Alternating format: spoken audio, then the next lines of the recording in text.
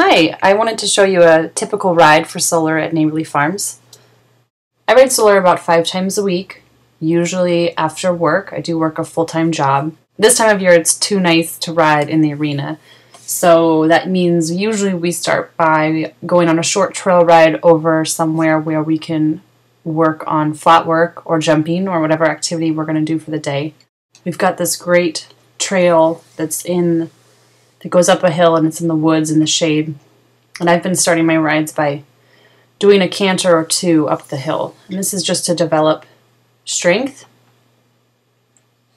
You can see I'm really having to use his top line a lot here and push from behind. And of course, if there are logs around, I can't help but jump him over.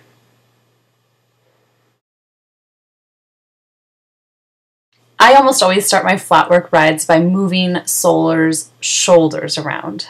Try saying that one 5 times fast. You'll see that I'm using counter bend on a small circle, and I'm pushing his shoulders to the inside of the circle. I'm going to do this both directions, and I will use this exercise throughout the ride if and when he starts to fall in on his shoulder. This will encourage him to balance more of his weight over his hindquarters so that he can get up off of his forehand. Once we start trotting, I'm going to start by focusing on creating a forward trot rhythm with relaxation. And that's really about it. I know he's relaxed when I can feel his back soften. Also, his mouth will be quieter, his headset will be more consistent, he'll be straighter through his body. Even his footfall will sound lighter. These are all signs that he's moving in a relaxed way. I'm riding Solar in my jump saddle even though we're doing some dressage work, and that's because I feel like the forward seat that the saddle puts me in helps me a little bit with his balance.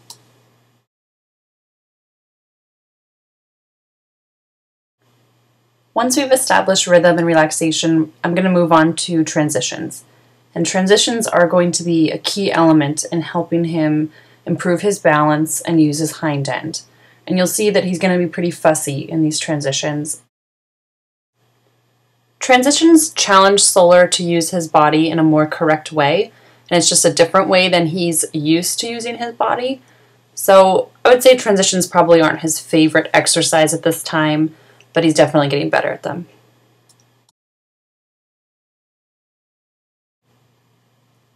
Correct transitions require engagement from behind, and that means that the horse sits from behind and pushes from behind in order to move forward. Ultimately, what I'm hoping to produce with Solar is a better level of connection and engagement, and I think this picture shows a nice goal for what we'd like to see in Solar. In this picture, he is engaged behind. You can tell that his hind leg is active.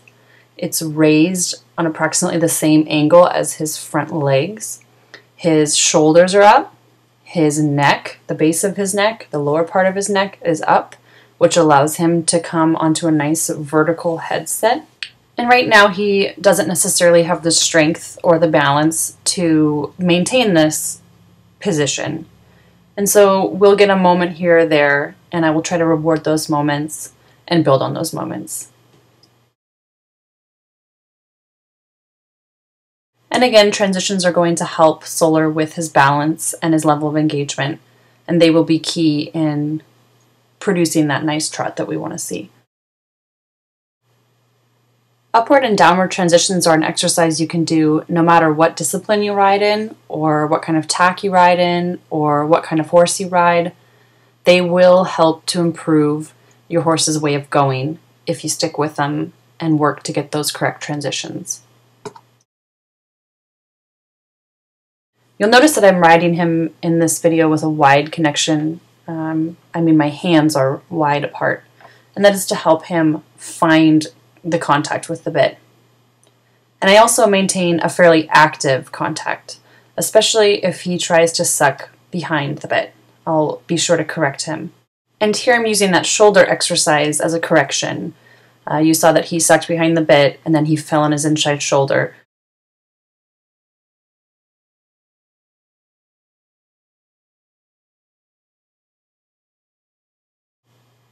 Now I'm moving on to Trot Canter transitions. This is his left lead. It is his stronger lead. But even so, in the transition, sometimes you'll see that he shuffles rather than sitting behind and pushing forward.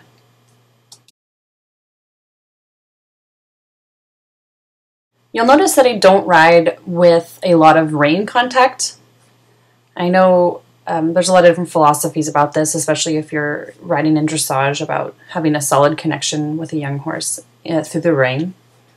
But with Solar, he had a lot of practice, at least this is my impression, he had a lot of practice going around on his forehand and ignoring rein contact. And unfortunately, that's kind of what they learn at the track. They learn to lean into the rein and run.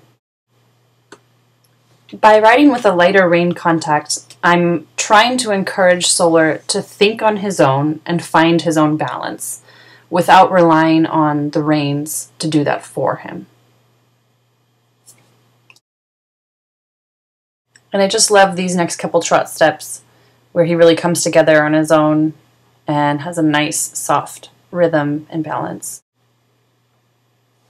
Even though he can't carry that for a full circle, and he doesn't carry it into the transition either, it was still a nice feel.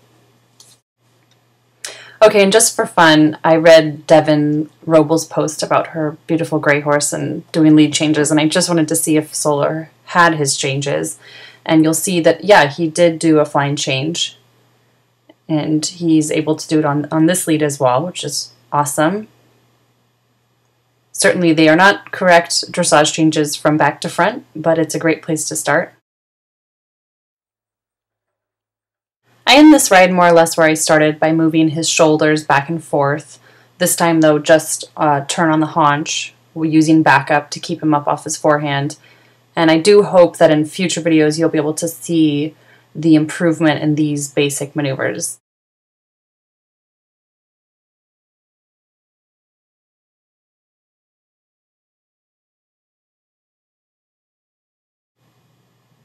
Thanks for watching, and if you have any questions about what you saw in the video, or about Solar, or about the 100-Day Trainer Challenge, feel free to connect with me through my blog, www.chesnaklimek.com. Thanks. Bye.